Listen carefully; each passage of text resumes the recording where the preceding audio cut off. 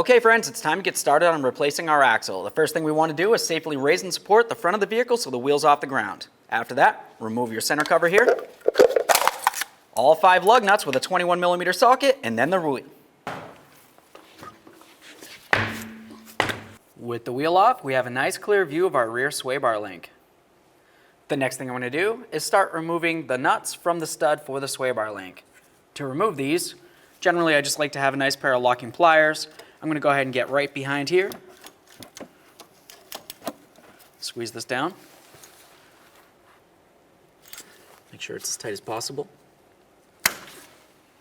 Next, I'm going to use a 15mm socket on this right here.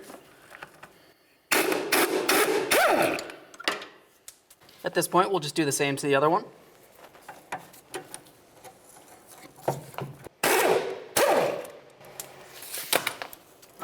Remove your sway bar link. Okay friends, it's time to install our brand new sway bar link. Let's go ahead and start it through the sway bar here. Start our nut on there. Put it into the corresponding hole on the strut. Start the nut on there as well.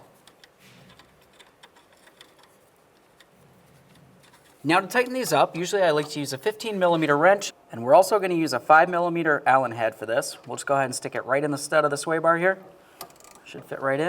That's going to hold the stud while we tighten up the nut.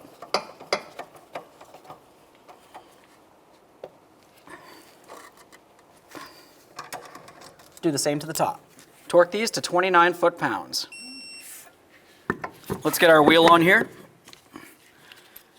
Now what we're going to do is just go ahead and snug these up. We'll get the wheel back on the ground, and then we're going to torque these to 76 foot-pounds. We've got the wheel back on the ground. Let's go ahead and torque these in a crisscross manner.